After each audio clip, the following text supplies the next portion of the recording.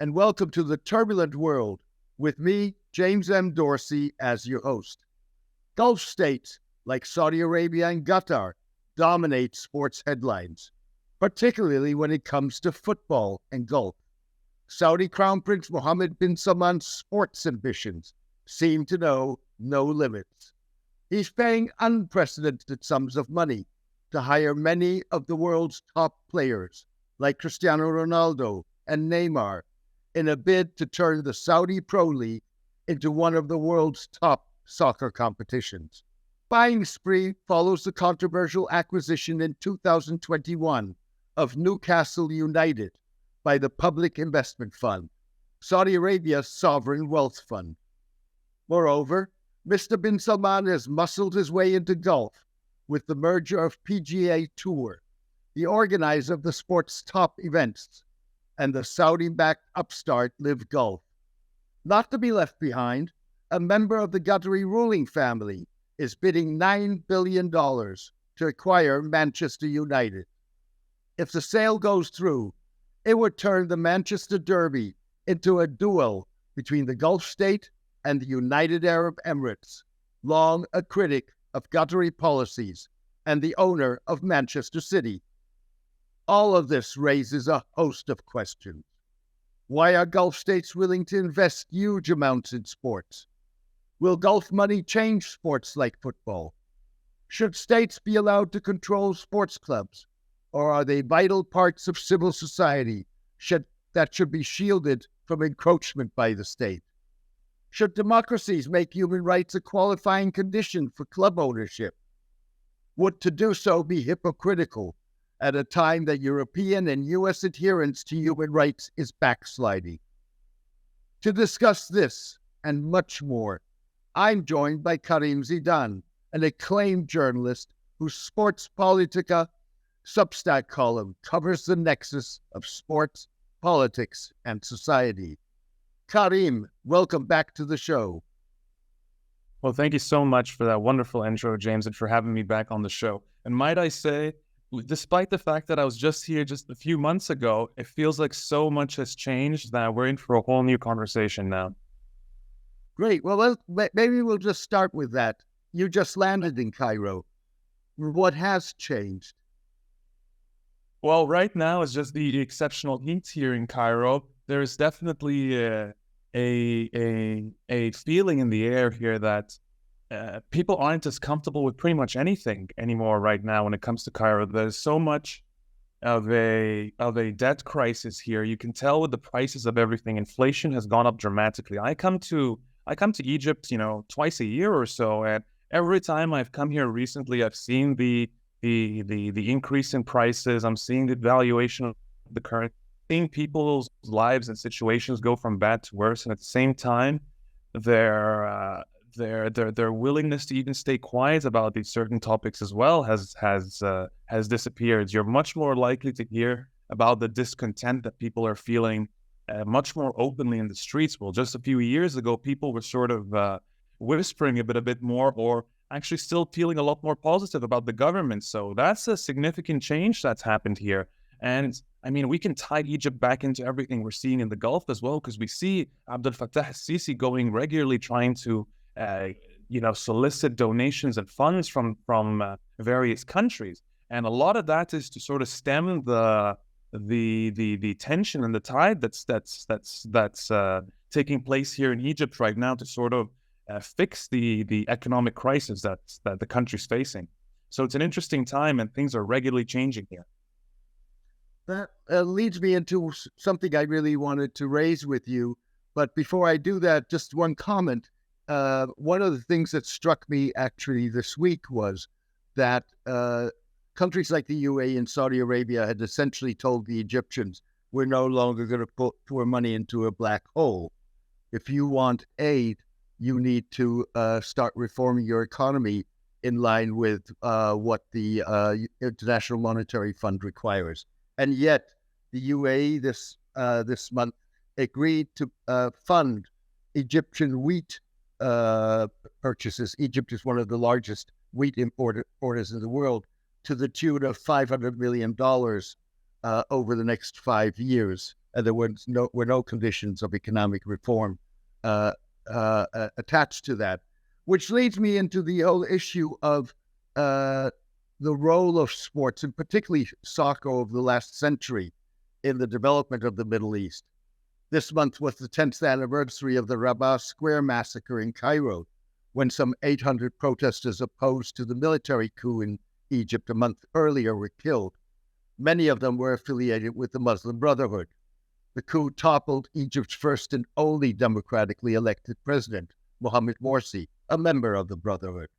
The massacre signaled the end of an era in which militant football fans played a key role in Middle Eastern protests, like the 2011 popular Arab uprisings. It strikes me that the role of fans is in suspension and could at any moment re-emerge as we see new protests in Bahrain and Syria erupt. Yet, we're also seeing with the Gulf splurge on sports, a shift from the grassroots politics of sports to an elite takeover. What do you think? I think you raised some very, very interesting points there. To speak a bit from an Egyptian perspective, I have friends and family even who have been members of the ultras in Egypt, which is the sort of hardcore football fan groups that were so prevalent during the revolution and were shortly snuffed out thereafter by the Egyptian government and turned into now a terrorist organization. Not that they are terrorists, but they are referred to by the government as a terrorist organization in an attempt to keep them disbanded. That's how much the Egyptian government fears the strength and capabilities of the youth gathering in a non-politicized force. That's the thing that the government absolutely fears. It's the reason to this day that our stadiums aren't full regularly during the Egyptian Football League, even though the Egyptian Football Federation and the various major clubs here in Egypt have been lobbying to restore it. And the Egyptian government still to this day, despite we are now more than 10 years past the revolution. It couldn't. Let me just interrupt you just for everybody. Basically Egypt closed its stadiums on the 25th of January 2011 when the popular Arab revolt broke out that finally in February toppled Egyptian President Hosni Mubarak. And as Karim was just saying, they have never fully reopened. Sorry to interrupt you, Karim. Oh, by all means, that I should have noted that myself.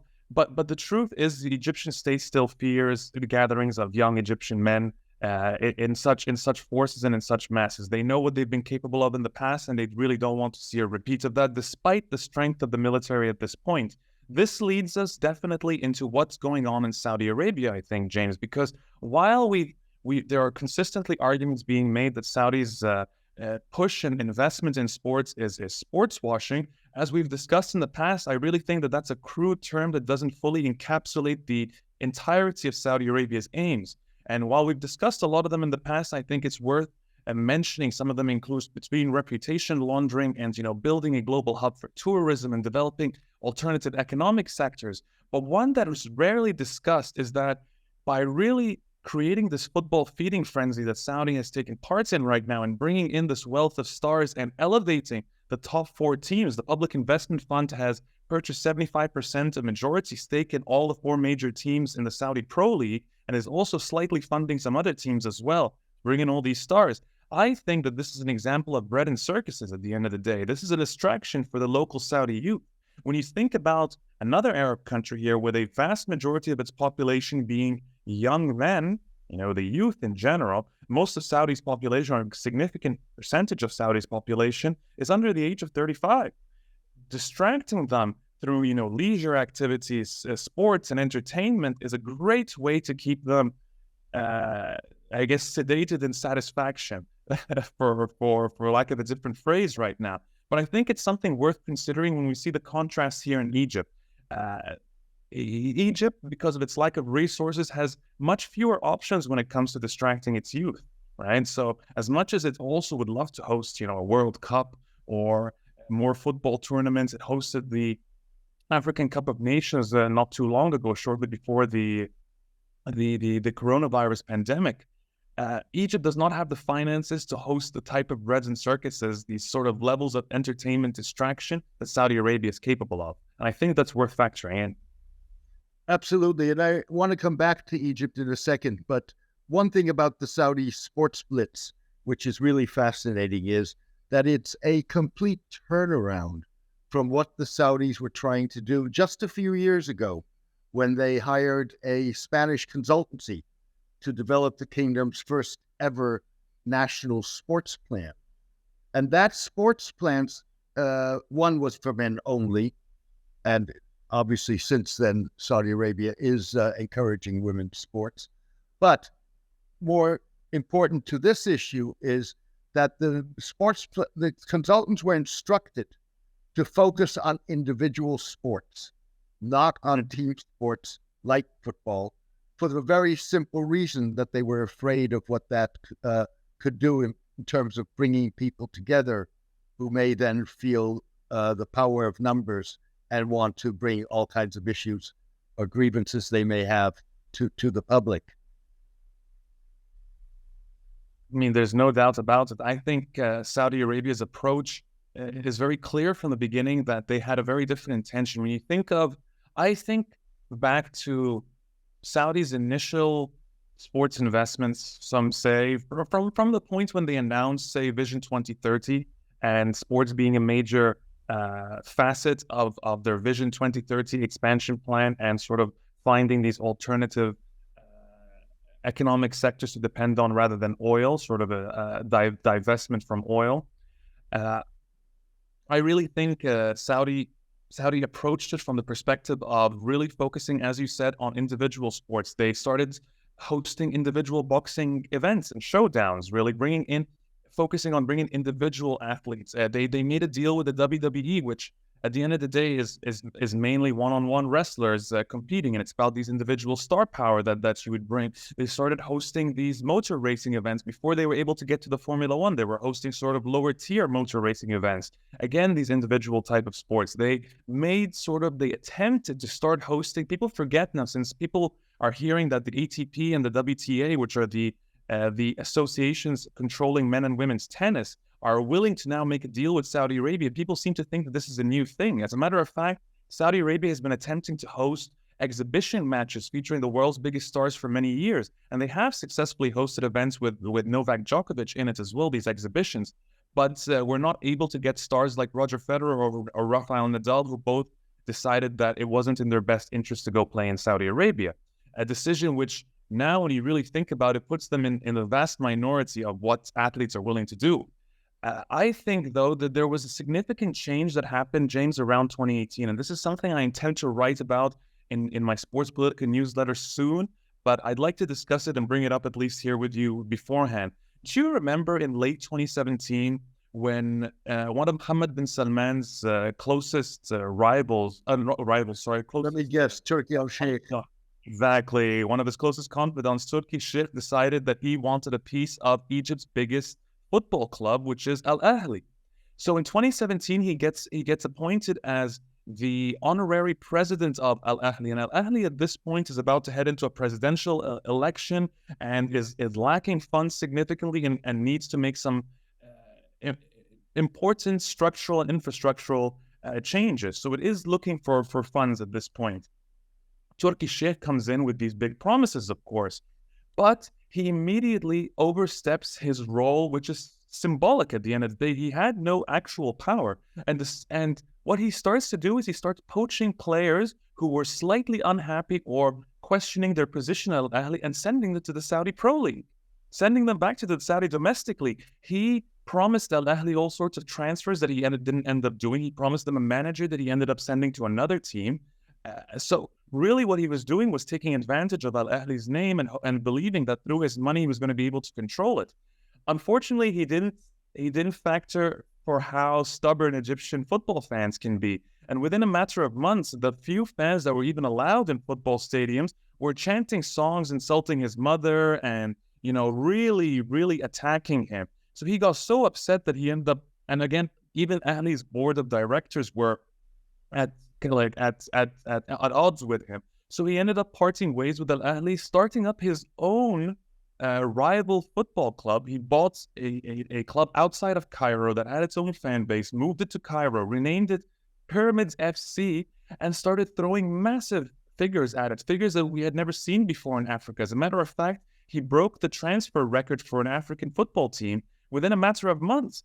And this team was immediately elevated to one of the top teams in the Egyptian Premier League.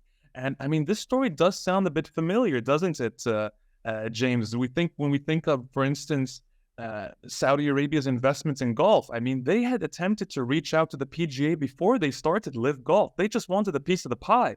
And once they felt that they were, slighted or insulted, that's when they say, all right, we're going to compete, dump all this money and make life hell for you. And this started with Turki al-Sheikh. I mean, this was really his approach from back in 2018 and something he did in Egypt. His time in Egypt, just to cut things short here, his time in Egypt wouldn't last. He'd be out of the country by 2018, and I think all his investments disappeared from the country by 2020 in the end. So let's just say his Egyptian experiment failed, but I think the country learned so much in terms of how to approach its investments from then on, who to work with, and how they can bypass certain barriers that they find in front of them. So I think the mistakes that occurred in Saudi's relationship with Egypt through football were not repeated in the future. Saudi definitely appears to me like a country that is learning from its mistakes and in trial and error is getting better and smarter and more cunning with its sports investments. I think that's absolutely true. And I think it's sort of interesting because I also think there's a broader context here. Okay. Turki al-Sheikh has since moved on to be the Tsar of the Saudi entertainment sector. Mm-hmm. And he's actually done quite well there. And he hasn't ruffled really feathers. His period as Tsar of Saudi sports, was a train wreckage. And Egypt is only one example of it. His relationship with Morocco, particularly in terms of whether he would support the Moroccan bid for the 2026 World Cup. And his failed attempt, for example, to establish a federation of South Asian and Middle Eastern football federations, national football federations, which fell apart within months. And so I think, one, yes, they clearly have learned from those train wreckages. And in some ways, Turki al-Sheikh has learned from those wreckages, as we're seeing in the entertainment sector. I want to turn to one other aspect, or potential comparison, if you wish, which is you recently wrote a piece about how Hungarian Prime Minister Viktor Orban is exploiting politically the World Athletic Championships in Budapest that are at the moment ongoing. In other words, the Gulf states are not the only ones harnessing sports for geopolitical purposes. And I'm sort of curious how you would compare what Orban and what the Gulf states are doing. Oh, that's a really interesting question. I think, much like here's the truth. I believe that the vast majority of governments would take advantage of major sporting events that come to them. Another example that immediately comes to mind, say we're not even thinking of right-wing governments or conservative governments anymore, as these two situations are. Australia, which just was one of the co-hosts for the Women's World Cup right now, one of the documents that's absolutely available on their government website is a document, a massive PDF detailing the benefits of sports diplomacy, what they refer to as sports diplomacy, and why it is important for Australia's politics and its economy and in general well-being that it hosts these major events, the benefits of bilateral relations that come from it, the domestic benefits that come from it, the societal benefits that come from it. Generally, this document could have been perceived as a shady document, but at the end of the day, it's an understanding of governments of the power of sports. How you intend to utilize this is a different story, and the context of each government factors in here. I tend to believe that all governments should approach it from a narrative of at least some value to human rights. For instance, I think Australia, as much as it promotes its sports diplomacy program as one that's beneficial to women and one that will grow sports for women, as we're seeing, for instance, with the Women's World Cup, there's absolutely something to that with the success of the Matildas and the Australian women's national team and the fervor that caused in the country. It's probably definitely going to be beneficial for women.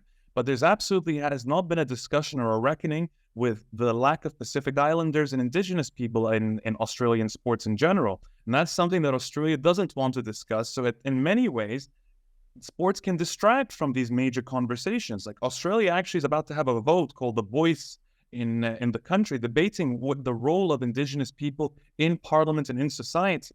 These are major topics of conversation, and sports is actually distracting from this right now in a place like that. So this is something worth considering, is the intention that these governments have.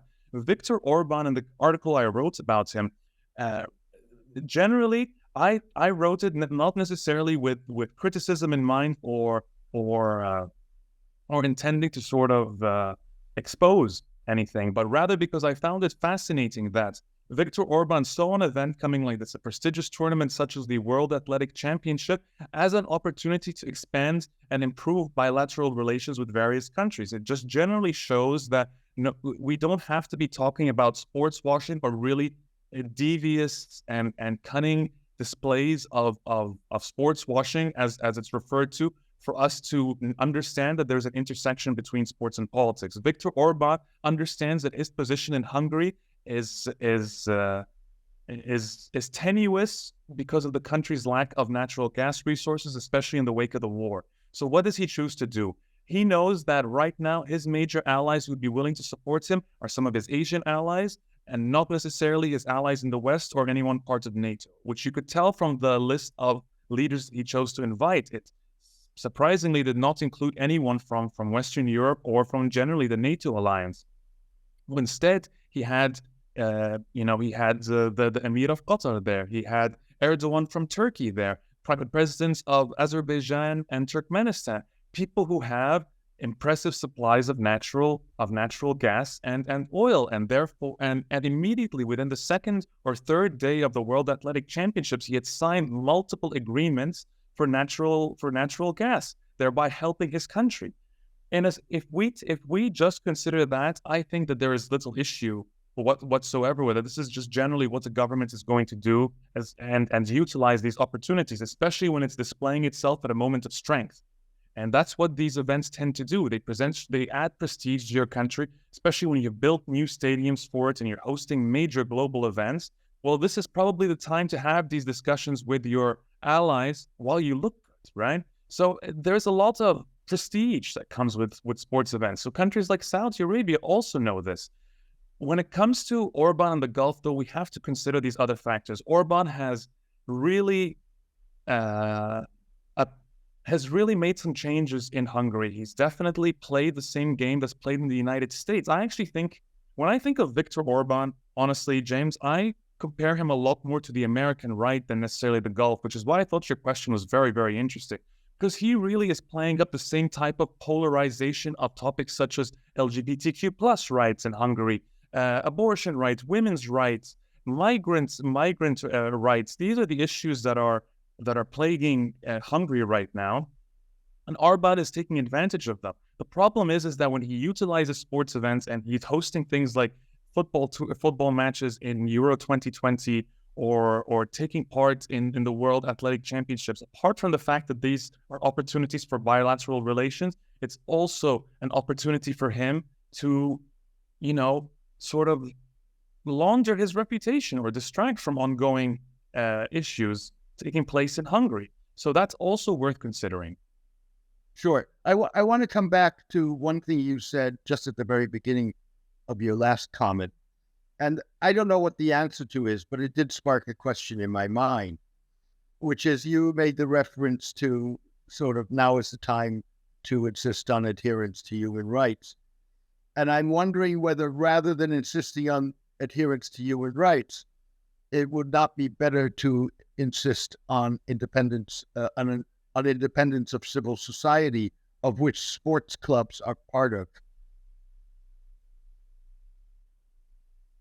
I think that's a great idea, because I think if I understand this correctly, I think what you're asking is a barrier between the state and entities such as sports, right? So that sports and sports organizations do not operate as an extension of or as an arm of the government.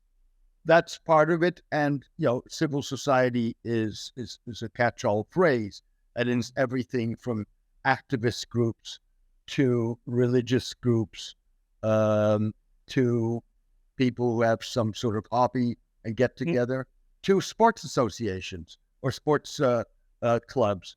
And so, and the civil society is only strong if it's independent. And therefore, and it's civil society ultimately that stands up for human rights.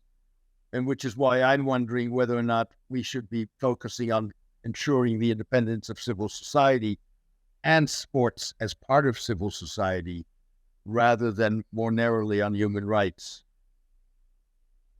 That's an interesting point, but it comes back to a discussion I had recently on a panel where we were trying to discuss the extent of what the government should and should not be able to do when it comes to regulating sports entities and trying to ensure at least that human rights are guaranteed at events. It came to a realization that human rights extend beyond necessarily when we talk about LGBTQ plus rights. We're talking about even like, children's rights can count as part of this. Protecting children from sexual abuse in sports, for instance, which is a topic that, as we're seeing everywhere, including in Canada, where sexual abuse has clearly been rife and harassment has been rife across gymnastics, across athletics, across various sports with very little government regulation. Unfortunately, the government has in many cases completely ignored the issues that have been taking place. This is a major issue here in Canada that still has not had its full reckoning yet, despite multiple changes of ministers of sport so far recently. So I think there is a role for government regulation when it comes to some of these issues that will be very difficult to necessarily regulate independently, at least with the infrastructure that we have at the moment. But I do agree with you that there's absolutely an argument to be made for their independence. But in that scenario as well, the context does matter, and we would still need the correct infrastructure available and the methodology to approach it, right? So that various entities aren't warring together at the same time.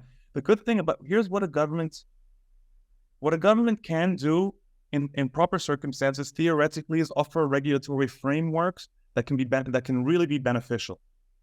The problem is that most governments come with their own agendas and their own interests, and that tends to surmount the actual framework. So it's I struggle with defending governments or encouraging more regulation because we've seen in reality what actually takes place. But you tell me, James, do we have examples of civil society operating independently in terms of oversight, especially with areas such as sports? I'm not suggesting that civil society should be the regulator. Mm-hmm. I think that's government's role. The government's role is as a regulator with input from civil society. Mm-hmm. What I'm saying is that civil society is like the fifth estate, if you wish. Yes. Next to the executive, the judiciary, the legislative, and the media, civil society is the fifth estate. And it's a crucial part of a functioning democracy. Absolutely. And therefore its independence is crucial. Absolutely. And if you define sports clubs as part of civil society, then their independence from government is, which is basically a FIFA principle. I absolutely agree there. When we think of labor movements, when we think of general women's rights, civil rights movements, when we think of all these are grassroots movements that come from the ground up, especially when I think of unions and labor movements in particular in the Arab world and elsewhere. I mean, labor movements in Egypt is what led to the to protests from 1919 onwards in right. Egypt. It was that ability, and that was one of the things that the government was able to together with football fans. Exactly. There you go. And I think football ties in perfectly as an example for this, because when you really think of football clubs, they were not supposed to, at least the way we all envisioned them, they were not supposed to be owned by a single wealthy individual. These were supposed to be community-owned, community-controlled entities that represent the community on top of it. These are cultural assets more than they were supposed to be flat-out businesses operating that way. So when we think of that independence, that would have been crucial. And I think the approach we take to football would have been different if each club truly was about representing its own community. Before we move on, just because of time reasons, I just want to sort of pick up on something that you said and elaborate on it. You noted 1919. In fact, the 1919 Egyptian Revolution was plotted on the grounds of Al-Ahly, one of Cairo's two major sporting clubs. And if you look at the history of football over the past century since it was introduced in the Middle East by the British and to a lesser degree by the French, football clubs were, and football fans and football players were in the lead in the anti-colonial struggle. They were in the lead of social and economic struggles, struggles for national liberation, as they were in the lead in the struggles that took place during the 2011 popular Arab revolts. So that independent function of football as part of civil society, I think, is crucial. And if it's proven anywhere, it's proven in the Middle East. But I want to come back, just for time reasons, unfortunately, to some of the developments that we've been seeing with related to the Gulf. And one of those is, and that relates to the human rights issue, to Europe and so on and so forth, is, we've had some players and analysts suggest that religious affinity with the kingdom and anti-Muslim, anti-Black sentiment in Europe, and not just money, was a reason why so many soccer stars have accepted Saudi offers. And it raises the question why they didn't transfer to Saudi Arabia earlier, when there was opportunity but less money on the table.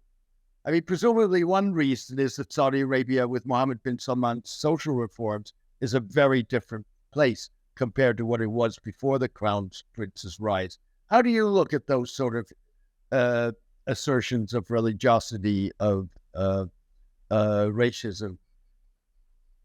I found it such an interesting topic that I actually wrote about it in a piece, and I couldn't. As did I. I know. I was very happy to see your piece as well. I think we both showed the same sort of slight cynicism there when it came to the idea that, I'm not transferred because, Benzema was the first to come out and say, I'm doing this because I want to finally live in a Muslim country, etc. There is a point there. I understand as a Muslim man living in the West, I do understand that point. This idea that, especially in other countries, not necessarily Canada, or there's a variety of places. You can live in France and face a really, really, really terrible Islamophobia and racism, etc. There's a hijab ban in sports, for instance. For instance, we had a player wearing a hijab from Morocco at the Women's World Cup. Had this been the 2019 World Cup in France, she would not have been able to wear that hijab.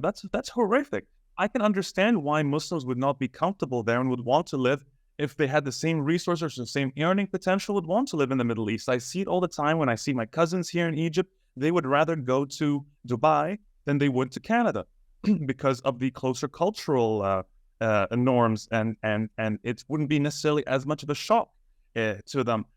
But it does raise that question of, okay, well, if that was your intention, why did you not go before?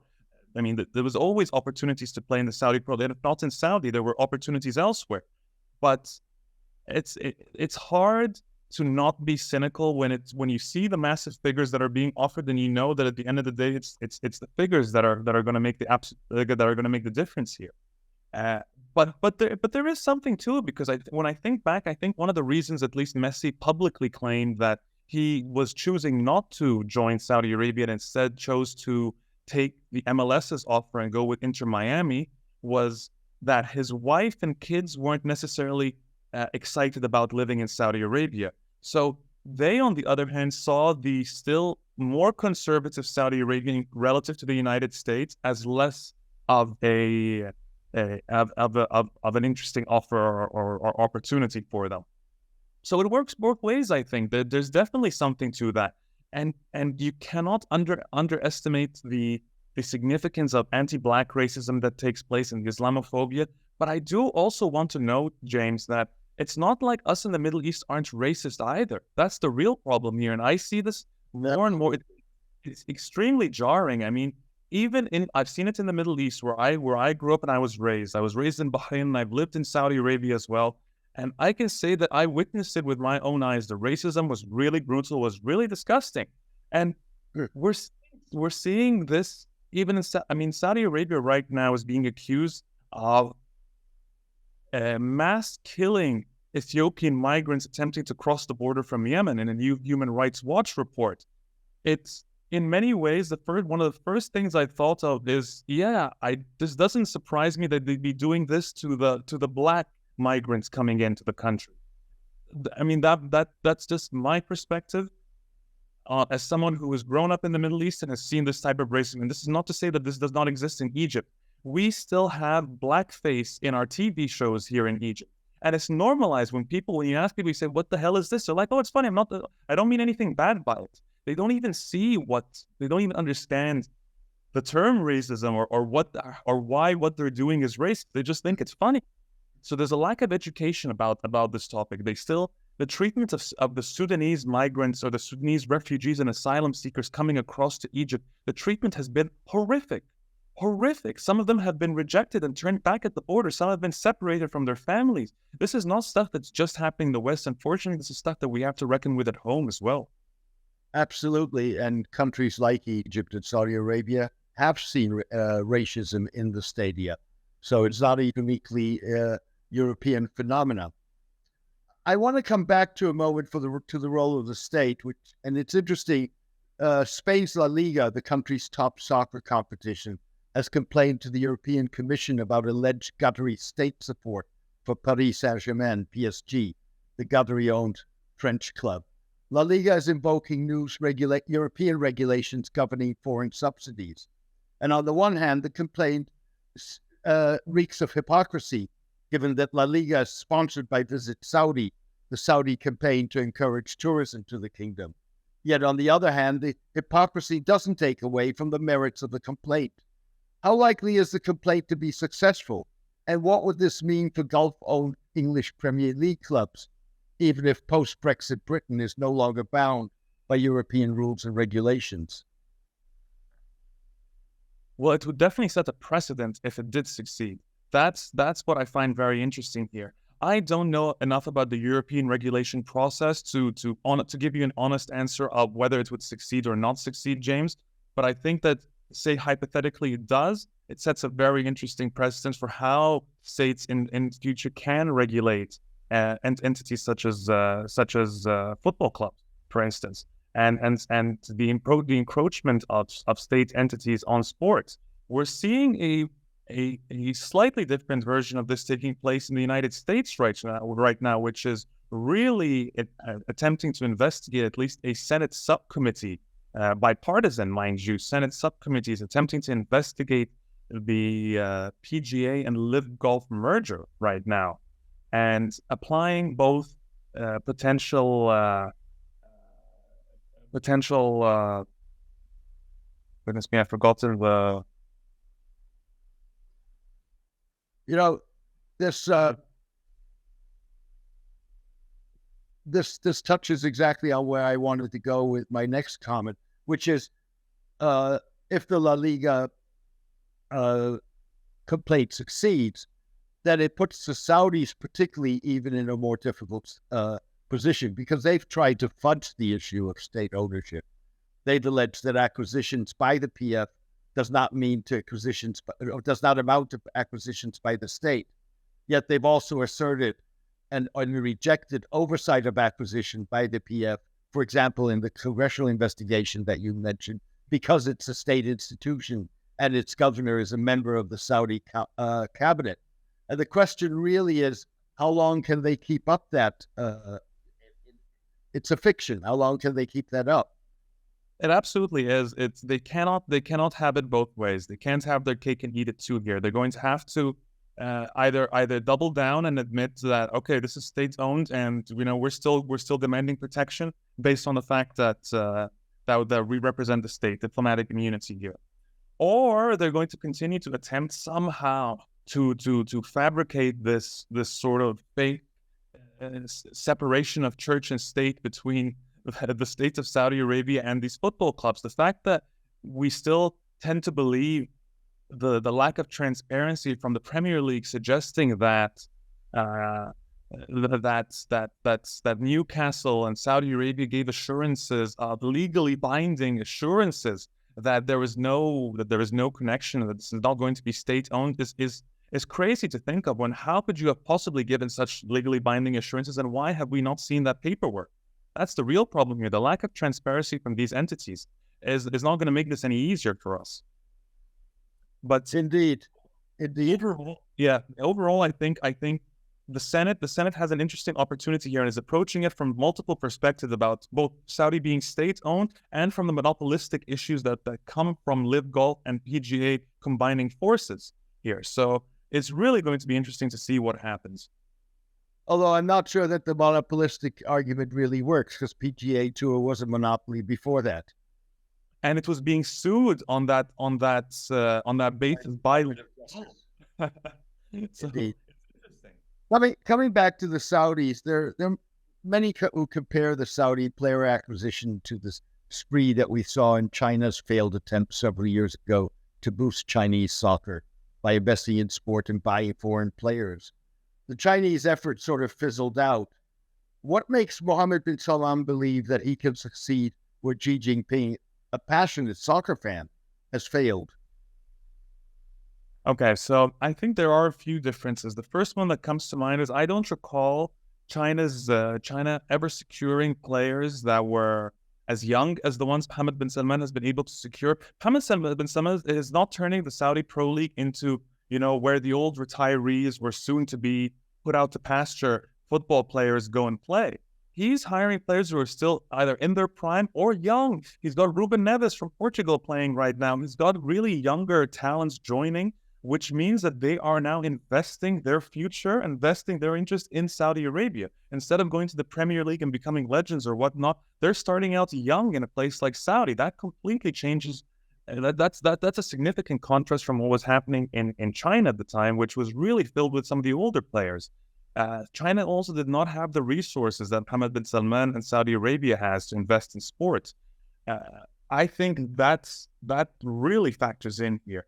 Saudi Arabia has also been smarter in its approach overall. So it's not just connecting this to football and trying to reap that as an investment. It's connecting it to tourism, right? It's connecting it to various other sectors of the economy. Neymar has a deal where he's going to be promoting Saudi Arabia while also playing in Saudi Arabia. Now, despite the fact that Messi is playing in MLS, as I reported for the New York Times, he's still making $25 million over 3 years to promote Saudi Arabia as part of the deal with the tourism authority. So Saudi Arabia is not putting all its eggs in one basket. Same with the fact that it's not investing all its money in football. It's investing in a variety of sports, hedging those bets. And even when it's investing in sports, it's got a multi-pronged strategy that's contemplating other various sectors that this could overlap with, whether it be entertainment and leisure, whether it be tourism, whether it be health and development of other businesses. They're going to find a way to make these assets that have just arrived in their country even more beneficial to them. And again, we discussed earlier, then there's the elements of the bread and circuses. I think just Saudi has been able to take this one facet, this football, this fascination with football and these massive investments, this blitz that they're taking parts in, and actually make it a significant part of their overall strategy as a government, overall political and just general strategy moving forward. I think that's really the difference here between Saudi Arabia and China's approach. I think of one more thing here, and the question that people ask me regularly is why all this effort for sports, James? And I want people to understand this one thing here is that the Public Investment Fund which is the main fund investing in sports right now from Saudi Arabia, chaired by Mohammed bin Salman, has 13 different strategic sectors that it's actually prioritizing and investing in, right? Things such as real estate, transport, logistics, security, construction, technology. Sports is just one. Sports and entertainment actually are lumped together as just one of those sectors, not just one of those 13 sectors. Yet then they're spending less on sports, way less by multitudes than they are spending on the development of these giga projects like NEOM, right? Like NEOM. So, but it's the sports one that get the most attention. So they're not even spending as much as they do on real estate, but it derives an insane amount of attention and prestige worldwide. For months now, all we're talking about is Saudi's football blitz and its hostile takeover of the PGA. And they did that by spending way less than they're doing on construction and real estate right now. Hell, it's even less than what they've invested in venture capital entities in the United States. It's so this is still a drop in the bucket in their expenses in terms of Saudi's overall spending, but it is the one that hits the hardest and it's getting the most attention and probably the most bang for buck so far. I agree with you by and large. I think the one thing where I disagree with you is that actually China invested more in football than Saudi Arabia has. The Chinese had $20 billion. And they have this plan.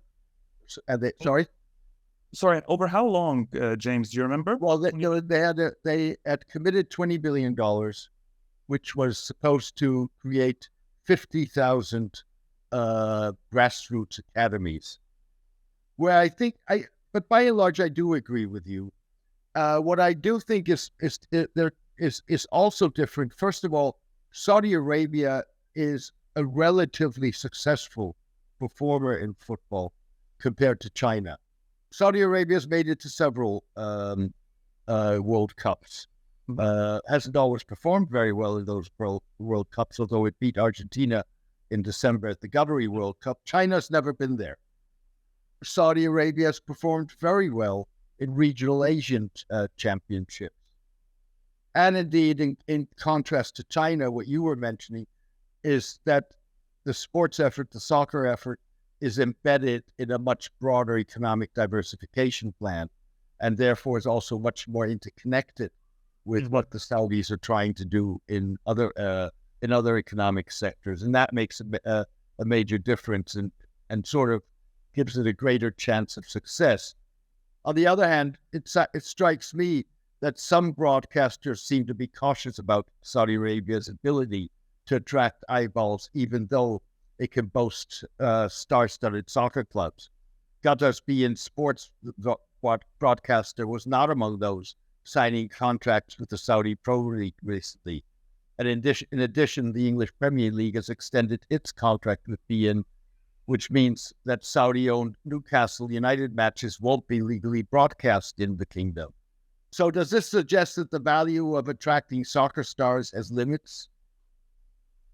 Well, it will certainly, it's not going to get Saudi everything it wants necessarily, but I think Saudi Arabia has secured some impressive deals for such a short transfer window and has managed to secure some impressive deals. I think they hired IMG, actually the agency, to help them secure these broadcast deals, and I believe they got DAZN for North America and Canada as their main streaming partner, and I think Sky Sports is going to be their partner in the United Kingdom, if I'm not mistaken. So the very fact that these entities, these major broadcasters, are still considering even broadcasting the Saudi Pro League to begin with, I think is a win in itself.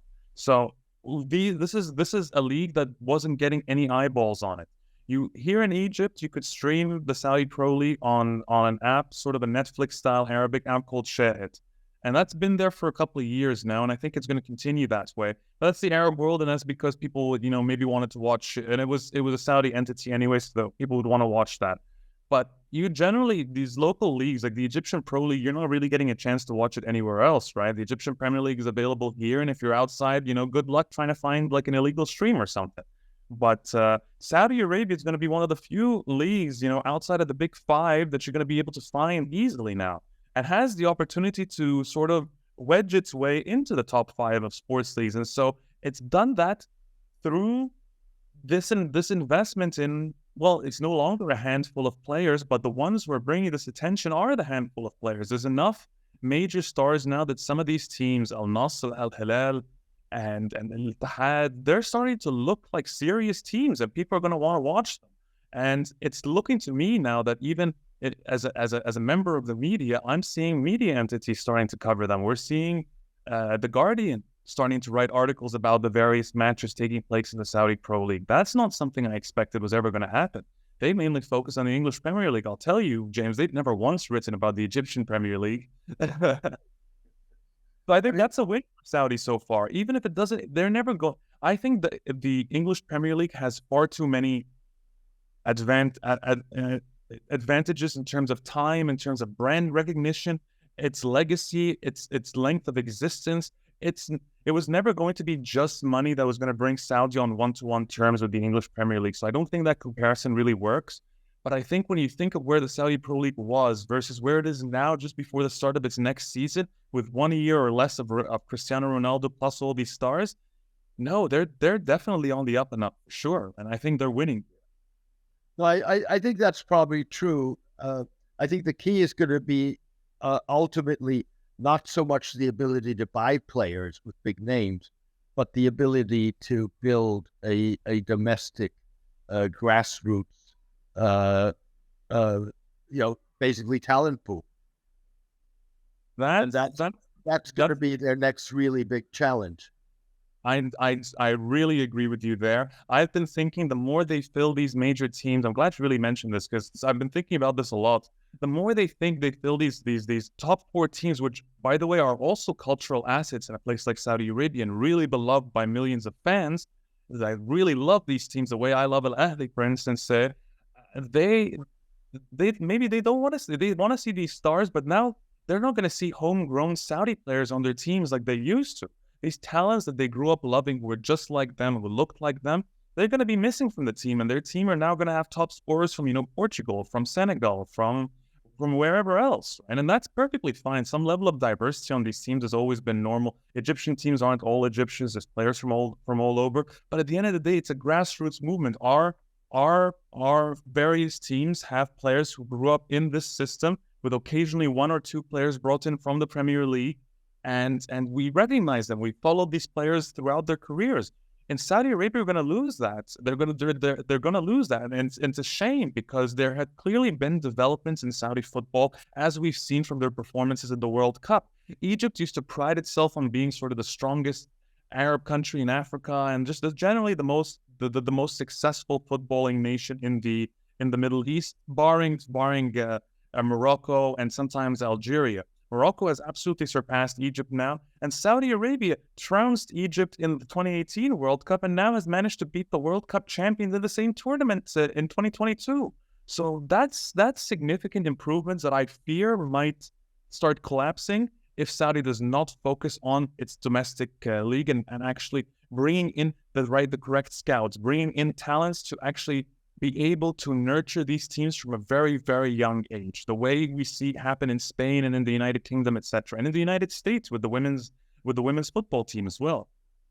And in Saudi Arabia, that's particularly important because Saudi Arabia is Johnny come lately to allowing foreign players to play in Saudi teams and to allow, by the way, Saudis to play abroad. So this is a real sea change. Which is, as you pointed out, also cultural, because Saudis were used to Saudi players in clubs that they love.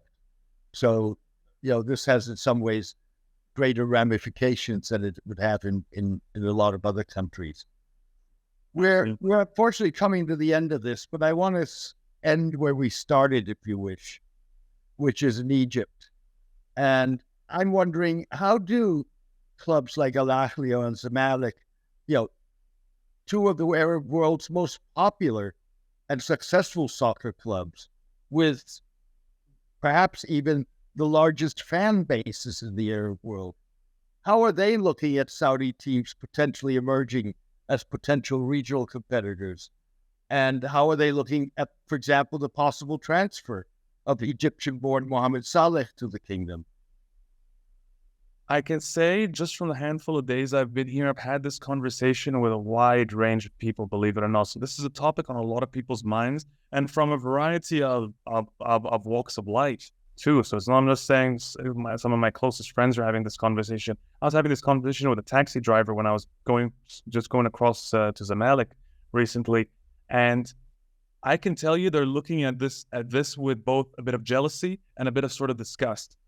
Because Egyptians as well are aware that Saudi has been buying up its own country. So seeing them, the idea that Saudi could buy Mohammed Salah, that's the word that's on everybody's tongue. Do you see that they want Mohammed Salah? Do you see that they want to take Mohammed Salah? And it's not like Mohammed Salah is in Egypt right now. He's in playing. We were fine with him playing in the United Kingdom because this meant, well, he is making a name for himself as an Egyptian on the grandest stage there is for football, for club football, and that was bringing that prestige and pride back to us as Egyptians. Him going to Saudi Arabia feels like yet another example of Saudi buying up Egypt, or paying, which is a long-standing Egyptian attitude towards the Gulf and the Saudis in particular. Exactly. We don't really like what the government just goes, hat in hand, begging, Saudi royalty and just Gulf royalty in general for money. And this feels like yet another one of those situations where Egypt wants this cultural and historic asset in the region, once this leading, powerful geopolitical figure has been reduced to almost nothing now, that we can just be picked apart at the pleasure of Saudi and Emirati royalty, really. And that's really, really frustrating. And it's frustrating everybody, apart, not just me. It does frustrate me watching this happen in my country, but I can see it on everybody else right now. It's especially with Mohammed Salah. Mohammed Salah meant so much to us because he was the biggest Muslim star, biggest Muslim athlete in the world at that point. He was Egyptian. He was one of us. He played like Egypt. He loved Egypt. He came back regularly. He spoke like an Egyptian. He was us, and we finally had someone representing us on the global stage. That's why the 2018 World Cup meant so much to Egyptians. And you could see it from the looks on their faces. You could see when he scored that winning goal that sent Egyptians to the World Cup. The celebrations for a country that's been so sad for more than 10 years now, since the end of the revolution, a country that's been through so much. One of the few things that derives joy for people is football. Mohammed Salah was a big proponent of that. And now it feels like Saudi is taking both that joy and our last bit of hope. So yeah, that does not looking good there. As for Al-Ahli and Zamalek, I have to say that they're probably thinking of it as the same thing. But for Al-Ahli, I do wonder if there's a little bit of jealousy over that story I was telling you earlier about Turki Sheikh, and maybe things could have been very different for Al-Ahli had he stuck around. Indeed. Karim, we've just started, and we've already been an hour at this, and we could easily go on for at least another hour, if not more. Unfortunately, I think we should not be boring our readers too long, our listeners. Thank you very much for this conversation. I thought it was really insightful, and I learned a lot from you during the conversation. It's something we should maybe even try and institutionalize and think about and do on a regular basis. But for today, I'm afraid we've hit the end of the road. Thank you for joining me. It really was a pleasure. Thank you. The pleasure is all mine, James, truly. Thank you so much for having me on. It's always a wonderful discussion. I myself learn so much from you every time I read one of your articles, and it's a pleasure to be here having discussions with you where I learn even more. Thank you. All the best. You too. Take care.